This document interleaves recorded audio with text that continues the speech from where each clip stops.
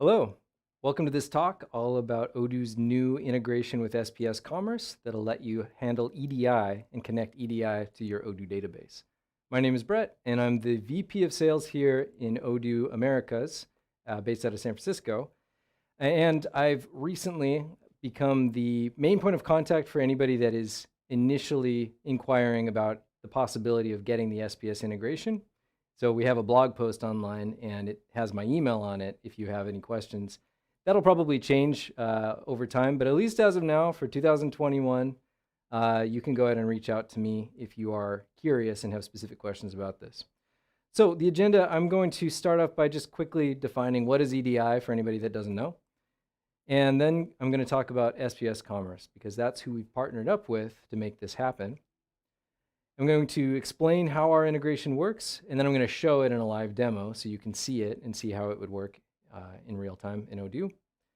And then I'm going to talk at the end about how you can get it, what your options are, what versions of Odoo, and a little bit about pricing too. At the end, we should have time for Q&A, I do believe. So first off, a good starting point, if you don't already know, what exactly is EDI? It's another one of those three-letter acronyms that we use a lot in our industry, like ERP or CRM.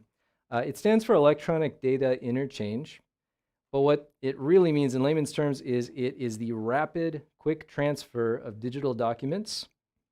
And when I say business documents, I mean like sales orders, invoices, purchase orders, delivery notices. So we're not talking about using an API to just transmit one or two data fields. We're talking about full documents being sent pretty much instantaneously and in a way that doesn't really require manual intervention. So it should be automatic, it should be efficient, and it should be done in such a way where it's consistent and it's foolproof. And then there should also be the accuracy that you get through automation. You know, you shouldn't require or you shouldn't risk possible user error when working with it. And maybe most importantly, use as a standardized format so that you can have a kind of universal language globally. So if you're working with EDI and you're connecting to some business in a completely different part of the world, ideally it's universal and standardized enough that it can be recognized, like a programming language. And yeah, I researched this a little bit before doing this talk and learned that EDI has been around as a concept since the 1960s in a very, very different format than it is today, of course. But the idea was there, and it was used by the US military, amongst other sources, as a way to automate and speed up supply chains, which was kind of interesting. And then it really exploded in the 90s, in the 1990s, as big retailers like Walmart and Volkswagen started to use it both internally and with their suppliers. And then these days, yeah, at this point, it's grown so much that it's estimated that between 80 to 90% of all B2B traffic is conducted through EDI. And so that is huge in terms of, you know, volume, by dollar amount volume. That's how much is happening as we speak through EDI. And it's still continuing to grow. It's becoming more and more commonplace. It's almost becoming expected, to the point where even if you don't use EDI today in your business, chances are you're going to reach that point in your growth where you're going to consider making it part of your processes. And so that brings us to SPS Commerce. SPS Commerce is a provider of EDI solutions, and they are who we chose to partner up with to make this happen. We ourselves did not want to become a provider of EDI integrations on our own. That's never been our purpose at Odoo, and we don't need to, because we can partner up with a provider like SPS Commerce. And the reasons why we chose them, because there are other providers we could have considered, the reasons why we chose SPS Commerce is that it's established, which in the context of this, of EDI providing, it's a good thing. You know, sometimes when we talk about old legacy software systems like SAP, the fact that they're established isn't necessarily a good thing when you're trying to be innovative. However, EDI is a tried and true format. It's not the kind of thing that evolves and completely changes year after year. So it's actually really good to work with something like SPS Commerce that is reliable, stable. It's been doing it for a long time. They've been around since the 1980s and rebranded in 2001 as SPS Commerce, and they've had a lot of time to become more mature, meaning that in addition to their product offering itself, they also have a full ecosystem and an organization of service providers, and they can go beyond just the initial scope of EDI. We like them because they were easy to work with. They were easy to develop with when connecting the Odoo API with them. And also, they're just large. They're well known in the space. They have hundreds of thousands of trading connections. They have drop shipping connections and also third-party logistics providers too, which is another growing area of focus that we're interested in kind of tapping into. And so, yeah, we basically, our developers formed a partnership with them and we got to work on it. We've created something that we're very proud of, and that is something that we are trying to promote more and more because it's a great solution for anybody that's looking for it. And so the way that our integration works, it basically ends up in a system like this where you've got SPS Commerce over here connecting to things like your retailers, your suppliers, 3PLs, and they're handling it through their service. And then there's just a single easy point of connection to Odoo that allows you to bring in these business documents back and forth, both incoming and outgoing.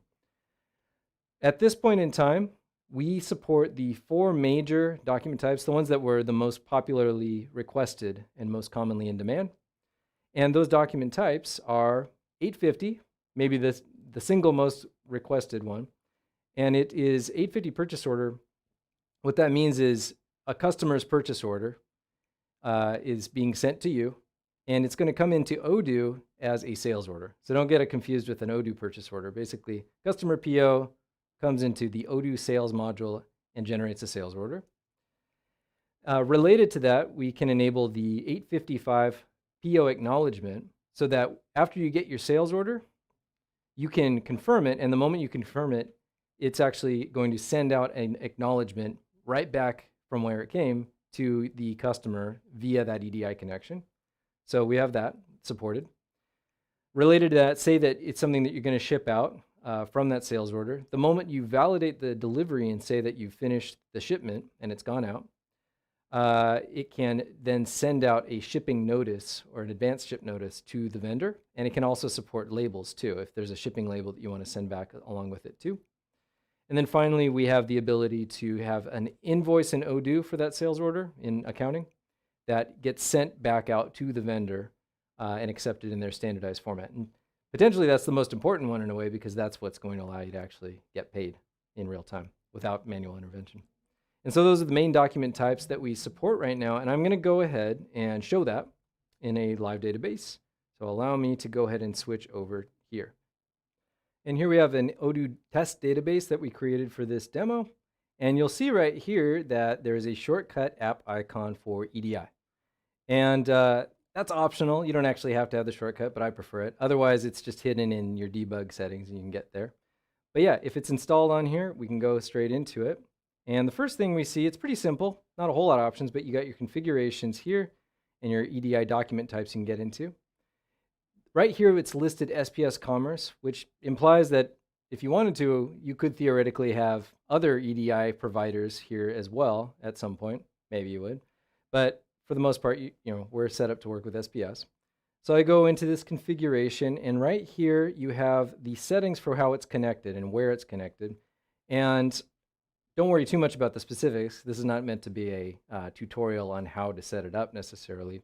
But in this particular case, I have it set up to an FTP server on my machine, and it has some test data. This is test XML files that are going to simulate the customer POs that are coming into to my database. And then at the end, I'm going to be able to see the incoming data that goes pushed to the server too.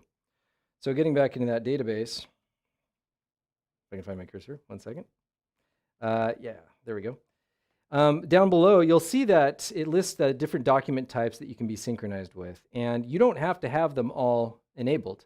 So even though we do support 4 types, I only have 3 listed right here. I have 850, which is bringing in the purchase order as a sales order, 810 for creating an invoice and sending that invoice out to the server, and then also the delivery shipping acknowledgement is going to be sent out as well.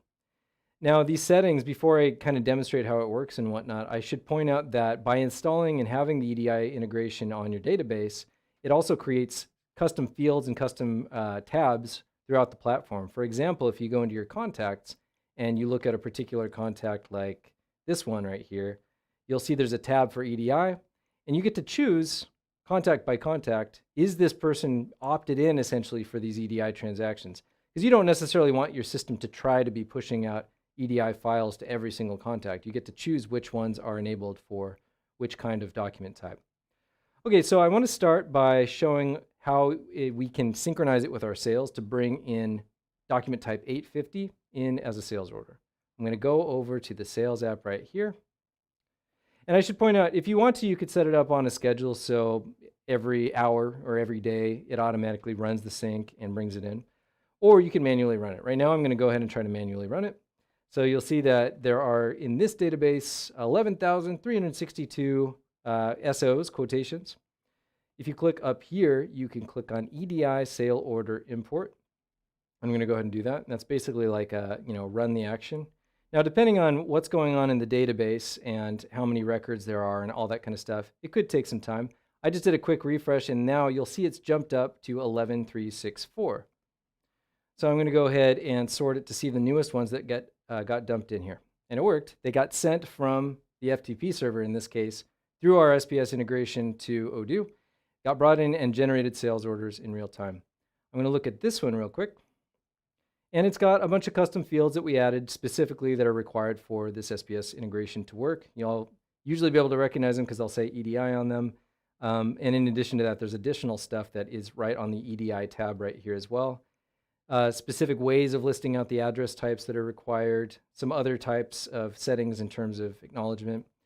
I should point out that it is a smart integration that recognizes your existing customers, so it's not going to create duplicates of contacts. And it's the same thing goes with products. It's going to recognize the product in your system if it's already in there, and it will choose the product from your product database, just like any of our good integrations with like an e-commerce provider would be.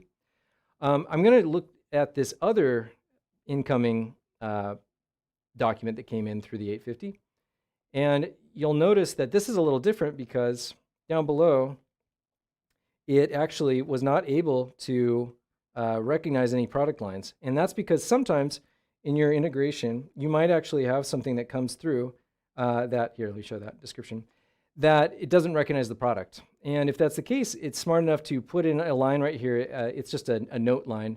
And then you can choose to manually add that to your system. So maybe, there's some new products that you haven't updated into Odoo yet. So it'll let you know, it'll alert you about that. It's also smart enough if it has a price mismatch between what it thinks the price is and what your system is, it'll flag that and tell you when there's a price mismatch too. That's kind of nice. But getting back to the first sales order that actually does register in our system as knowing what the products are, knowing who the customer is, I want to point out that anything that comes in through SPS Commerce, by default, it has the salesperson set to Odoo bot. So that's one easy way to check for that right away. And you might make that a favorite view if you want, or you might send it to a specific sales channel, whatever you want. I'm going to go into this one right here, and you'll notice it comes in as a quotation. It does not come in as a confirmed sales order by default. If you want it to be a confirmed sales order by default, you could, but we like this method because this way you get to, if you need to, make edits to it first. You might make some changes.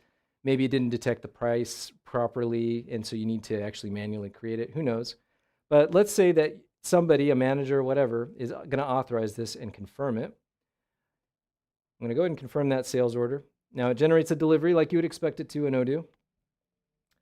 And down below in the chatter, it'll tell you things like, for example, 3 minutes ago when this was created from this specific EDI file, it's good to know that. If I had the 855 document type supported in this particular database, it would also tell me that we've just sent out an acknowledgement. So the moment you confirm the sales order, that's when the acknowledgement typically goes out. In this case, it did generate a delivery for us, so I can go in and take a look at it right here. Or from the inventory app, of course, if you're familiar with the way that the Odoo apps are related. And this particular shipment right here, maybe I'm going to go ahead and put it in a pack. It might tell me that I need to specify, the lots. I'm just going to speed through this real quick because this isn't really meant to be a Odoo inventory tutorial or anything like that. And chances are, if you're watching this, you're already kind of familiar with these basics. But I'm going to say, yeah, I'm going to go ahead and choose this lot number, and I'm going to say yes, all 108, something like that. And maybe if you have a picking or a packing step, you have to do that first too. That's fine, And in case you're really new to Odoo and you're not familiar with the full scope of what you could do, you can use barcodes for this step and the process as well. There's a lot of variability in how you might configure your warehouse operations. But anyway, okay, so I've got these items. I've specified the lots. I'm going to go ahead and put them all in a pack. And then let's just say I'm going to validate that because we've shipped it out. Now, at this step in the process, depending on how it's configured and depending on what kind of labels you're working with, it will tell you a notification. It'll say, we've just sent out the document type 856 for the ASN ship notice. And in a little bit, I have a slide that shows you what kind of the shipping label can look like in a second too. In this particular case, for this particular client and this particular product, I don't actually have it configured to send out the ship notice, but that's where it would show. It would show up in the chatter. The moment you do that, it's going to send out that notification. And then the final thing that we have as part of this connection is if I go back into my sales order right there and look at that order that we just confirmed, we can go ahead and create an invoice off of it in our accounting department. And the moment that you confirm the invoice or validate the invoice, it should also send out the 810 file right here. And it says, yes, it's created on the server. 810 file shows up right there in real time. So just from bringing in that sales order from the SPS integration, you can send out an acknowledgement, 855. You can then deliver that shipment and then send over labels and the 856 document for the advanced ship notification. And you can also validate the invoice in your accounting, and then it'll send the invoice out to the server too. And just to kind of prove that, if I go over into the server right here, I might need to do a quick refresh on it, but my incoming test data shows that invoice right there, and it is in XML format. And so if I wanted to, I could take a look at it and you'd see the tree view of it in coding terms. But it's a simple overall workflow, simple demo, but basically that's the idea behind it. We don't want to overcomplicate things or make it hard. We want it to be pretty foolproof. Basically, PO comes in, generates an SO in Odoo Sales. From there, you can make deliveries, you can make invoices, and it's going to send and push those records back over to SPS Commerce and onto your customers. So to wrap up, I just want to talk about, and here's the shipping label, I should say. This is what an ASN shipping label might look like. It can send that whole thing over in the proper format via XML as well, depending on what carrier you're using and what specifics there are for your label formatting. So as far as how to get it, because a lot of people might be thinking, okay, it looks pretty good. How can I get it? Am I eligible to get it for the version of Odoo I'm running? It's currently available for the previous 3 versions, 13, 14, 15. And people are definitely going to ask this, is it available for Odoo Community? No, not at this time. It's available for Odoo Enterprise, and specifically, it's available for Odoo SH. You can't get it at this time on regular cloud. So if you're on regular Odoo cloud, you would have to consider going to Odoo SH if you wanted to get this, because at this point in time, it's not a plug-and-play app the same way that website is or CRM. At this point in time, it is essentially a development. It's a ready-to-go development that we are basically able to deploy very, very fast within a matter of hours or maybe a couple days. But it is just it requires just enough calibration when we deploy it that we can't just have it be a quick one-button install at this point in time. And as a result, that's why we can't have it on the regular cloud. And so I should point out that you can use it whether you're an end-user customer and you are implementing with Odoo on your own, or you can use it if you're an end-user customer and you're implementing with Odoo's internal team, or you can use it if you're implementing it with a partner. We either, in any of those scenarios, our own internal development team has to be the one deploying it, though. We have to actually go into production, add the code, push it to production for you. We can either do it on behalf of a partner, or if necessary, we can give it to a partner, and a partner can then go and deploy it from there. But either way, it's going to require some involvement from us, but still, it is quick. It is pretty easy to have it deployed. And the specific cost of it, it's pretty simple. It's kind of similar to how we price out Odoo SH. Basically, there's a base fee for it per month, which you could pay in advance, annual or multi-year as well. And then we charge an additional cost per individual document type. And I can't speak to what the price is globally because we do have different price lists per market and things like that. But I could say that in the US, the base fee is comparable to buying the app Odoo Studio. And each of the individual document types are comparable to buying one of the smaller apps like CRM or website or something like that. So in general, if we go based on the averages of what most of our US customers are paying right now, adding this might add an additional 10, 15% to your monthly fee, something like that. And then I should say separately, you do need to set up an account with SPS Commerce themselves, and their rates you'll have to discuss with them. I do have a primary point of contact at SPS Commerce that I can put you in touch with if you want to reach out to me. It's rates that are based off of transactions, whereas we don't charge anything per transaction or anything like that. But either way, just reach out if you have questions and you want to know more about it. The basic idea of this, and the reason why we're excited about this, is because this should allow you to have a much better direct connection to any of your B2B partners.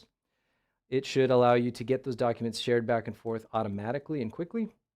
And we're excited about the future of it too, because there's a lot of potential to go beyond what we even have right now. For example, connecting to third-party logistics companies that are handling your shipping for you, additional freight carriers, and even e-commerce stores like Shopify, you can actually connect via SPS to Odoo. So we're really excited about the future and future versions of it, and just reach out to us if you're interested in seeing if there's something we can do for you in the near future. Thank you very much.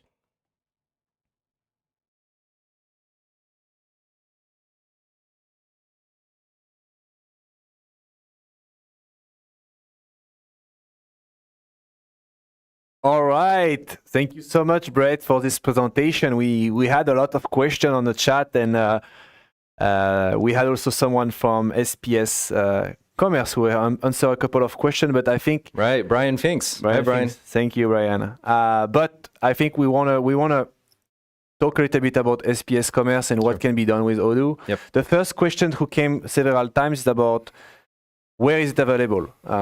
Spain, Slovakia, Czech Republic? Yeah, that's a good question. So, I mean, we originally created it for clients in North America just based on demand, and that's where we started. But just over the past several months, we've had tons of inquiries for the APAC region. So, you know, all of Australia, I would say, the Hong Kong area, and then quite a few in Europe as well. And yeah, SPS, it's got a global reach. And it can work in these different countries for these different clients. And it doesn't generally, from the Odoo side, doesn't generally affect the localization that much. It doesn't change that much, even if we're dealing with different regions and different accounting localizations. So it's got quite a lot of applications outside of the Americas. Nice, nice, nice. The other one that we can discuss, and that's, I guess, for someone who already is a Odoo existing clients, who is working with the partners and who want to have access to these features, how this will work. Great. Yeah, great question. Yeah, we're happy to provide our integration for any client that is working with a partner or provide it to a partner, you know, on behalf of a client. All we do is just to make sure that the code remains proprietary Odoo code. We do have the partner sign an NDA saying that they basically won't go and resell it on their own or whatnot. That's just the main idea. But other than that, there's nothing different about it. We deploy it on the database, or we instruct the partner on how to deploy it on the database one way or another. Yeah. Like a plug and play, yeah. Question from Dominic about the frequency of the synchronization of between us and SPS Commerce. Yeah, exactly. So at this point in time, the 850 document, so receiving the purchase order in as a sales order, it can be as frequent as every 15 minutes, or so basically a 15-minute delay, I should say, and bringing that in. But every other document that goes out to SPS is basically real time. So, you know, when the invoice goes out, that's essentially real time. It's just that initial receiving in, we would put it on a 15-minute schedule for now. That might change and increase in the future, but that's where we're at the moment. Yeah, and that came to the situation of like, we are right now at the beginning with working with SPS Commerce, and there is much more to go. And we have planned to expand, correct? Yeah, absolutely. Yeah, I mean, the demand is dramatically increasing month by month, the number of inquiries we're getting globally about it. And honestly, we're approaching this from we want to kind of give the people what they want. And so if we see that people want a particular document type, like sending out a purchase order from Odoo, if that's the biggest demand, that's what we're going to prioritize developing. We have the freedom to kind of pick and choose as we go. But yeah, it's a good point. This is just phase one. This is just where we're starting with. And as you've seen with everything else in Odoo, every single year it gets better and better, and we release new and improved functionalities to the scope. Yeah, so I guess the goal is just trying to see the demand and improve from there, right? Yeah, exactly. Yeah, it makes sense to us, and we're in a position where we can afford to do that right now. Yeah.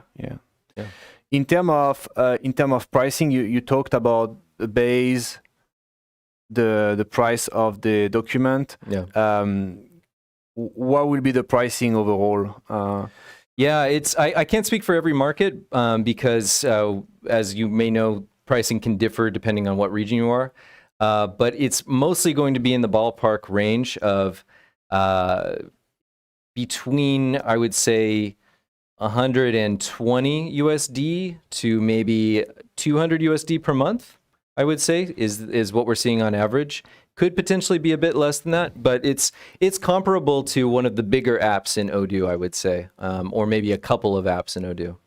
All right. Yeah. So thank you very much, Brett. If you're okay, I'm gonna drop your email on the chat. So if you guys have any additional question, he would be happy to answer that with our colleagues and partners, SPS Commerce. Absolutely. Yeah. Thank you. Have a great day.